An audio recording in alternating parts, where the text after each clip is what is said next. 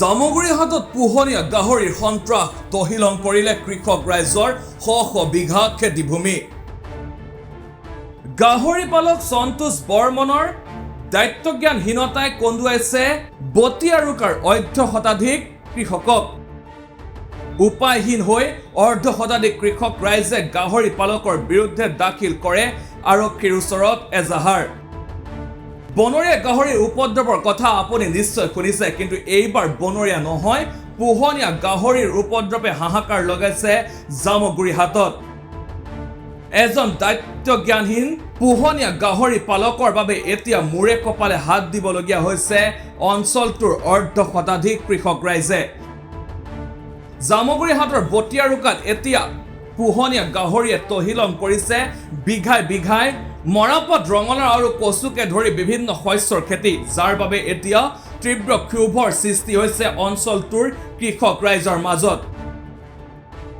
বটিয়াৰুকাৰ সন্তোষ বৰ্মন নামৰ গাহৰি পালকজনে নিজৰ 30ৰ পৰা 35টাকৈ গাহৰি গঁৰালত আবদ্ধ কৰি নাৰাখি সম্পূৰ্ণ মুকলি কৰি এৰি দিয়াৰ ফলতে বটিয়াৰুকা গাঁওখনৰ শ শ বিঘা কৃষিভূমিৰ খেতি তহিলং হৈছে।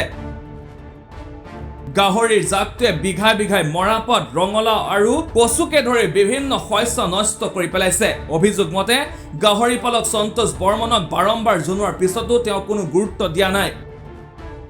এই দায়িত্বহীনতাৰ বাবে এতিয়া তীব্ৰ আৰ্থিক সংকটত পৰিছে বটিয়াৰুকাৰ 50ৰ অধিক দৰিদ্ৰ কৃষক ৰাইজ। উপায়হীন হৈ এতিয়া ভুক্তভোগী কৃষক ৰাইজে ন্যায়ৰ বাবে আৰক্ষী থানাত দাখিল কৰিছে এজাহাৰ। আমাৰ এই চাপৰিত আমি বহুত মৰাপাট পেলাইছোঁ। মৰাপাট কৰাৰ পিছত তেওঁ গাহৰি এৰি দি গাহৰিবিলাকে মৰাপাট খাইছে, আৰু ৰঙালাও, আলু, কচু যত যি আছে, ভোল চোল আদি গোটেই সোপা তেওঁ আমি তেওঁ ঘৰত কৈ অহাৰ পিছতো আজিলৈকে কোনো গুৰুত্ব দিয়া নাই। তেওঁ ক'লে মোৰ গাহৰি নহয়। তেওঁক গৈ আমি ধৰি পেলাই মাতি আনি চন্দাই দিছোঁ যে এইটো তোমাৰ গাহৰি হয়নে নহয়, তেতিয়া হয় বুলি কয়, হ'ব কাইলৈৰ পৰা বান্ধি দিম বুলি কৈহে, কিন্তু আজিলৈকে কোনো গাহৰি ইয়াত বান্ধিব তেওঁ বান্ধা হেৰি কৰা নাই। উল্টাই ধমকি দিয়ে, উল্টাই আমাক ধমকিহে দিয়ে, মোক কিডাল কৰিবি তেনেকৈ বুলিহে কয়। তেওঁ এতিয়া আমি কি কৰিম, উপায়বিহীন হৈ পেলাই আমি এতিয়া নিউজৰ ওচৰত আৰু থানাত গৈ পেলাই আমি এজাহাৰ এখন দিম বুলি ভাবিছোঁ। তেওঁলোকে কি কৰে কৰিব আৰু। আমি এই খেতি কৰিয়ে আমি ধৰ ল'ৰা ছোৱালী পোহপালন দি আছোঁ। ধৰ এনেকৈ হ'লে তেওঁৰ পৰা আমি খেতি কৰি কেনেকৈ খাম? কিমান খেতি নষ্ট? ইয়াত প্ৰায় শ শ বিঘা মাটি আছে, প্ৰায় প্ৰত্যেকজন খেতিয়কেই কৰি আছে ইয়াত।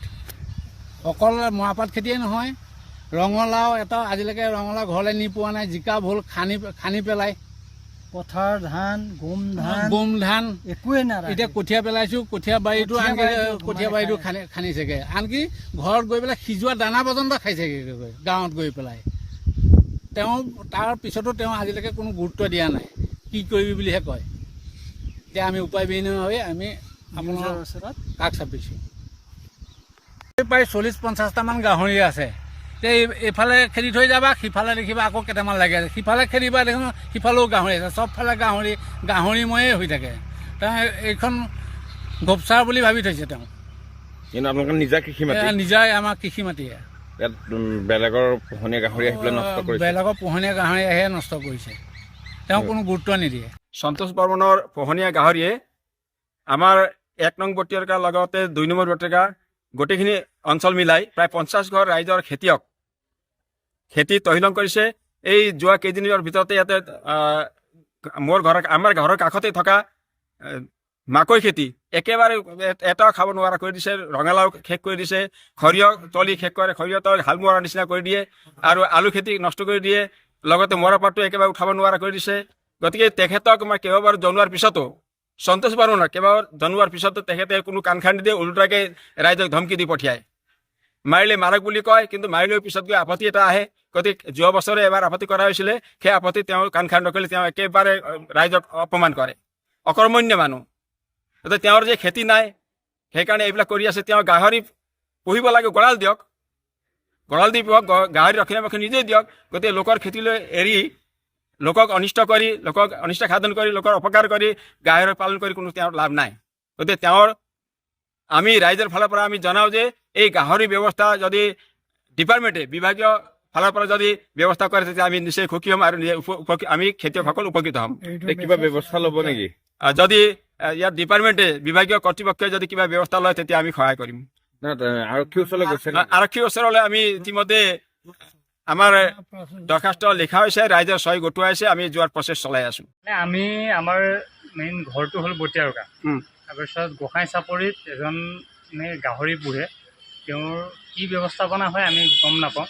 আজি প্ৰায় বহুত দিনেই হ'ল, লং টাৰ্মৰ পৰা তেওঁৰ গাহৰিয়ে আমাৰ খেতি পথাৰ গোটেইখিনি নষ্ট কৰি পেলাইছে। প্ৰায় 2-2.5 বিঘাৰ এতিয়া মৰাপাট যি সিঁচা হৈছে, মৰাপাটৰ অৱস্থা নাই। তাৰপাছত আমি তেওঁক ৰাইজৰ ফালৰ পৰা ইনক্লুডিং VDP লৈ গৈ আমি তেওঁক বুজাব বা চমজাব চেষ্টা কৰিলোঁ, কিন্তু উল্টাই তেওঁ ৰাইজক উভতিয়ে ধৰে। গতিকে এতিয়া উপায় নহৈ আমি প্ৰশাসনিক আইনী ব্যৱস্থাৰ কাৰণে আজি ইয়াত চতিয়া থানাত। কি নাম তেখেতৰ? তেখেতৰ নামটো সন্তোষ বৰ্মন। সন্তোষ বৰ্মন ন? কিমান গাহৰি আছে? গাহৰি প্ৰায় আমিতো মোটামুটি তেনেকৈ একজেক্টটো কৰিব নোৱাৰোঁ, 150+ গাহৰি হ'ব লাগে। হয়, আপোনালোক খেতি তাত নষ্ট কৰি আছে ন? খেতি বহুত নষ্ট কৰিছে। আপোনাৰ মৰাপাটটো গ'লেই, ইয়াৰ আগত ৰঙালাও গ'ল, তাৰ আগত সৰিয়হ গ'ল, কৈ আমি আৰু কৰিব পৰা নাই। সেইকাৰণে এতিয়া অৱশেষত আমি উপায়ন্তৰ হৈ প্ৰশাসনিক যি ব্যৱস্থা তাৰ কাৰণে আজি ইয়াত কৰিছোঁ। জামুগুৰি হাটৰ পৰা আনোৱাৰ আহমেদৰ ৰিপৰ্ট, NEView।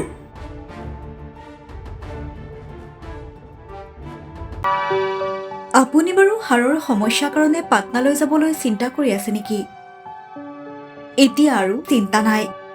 আপোনাৰ যিকোনো হাড়ৰ সমস্যা হ'লে এতিয়াৰ পৰা আৰু পাটনালৈ যাব নালাগে, কিয়নো এতিয়াৰ পৰা গুৱাহাটীতে পাব সেই সকলো সা সুবিধা।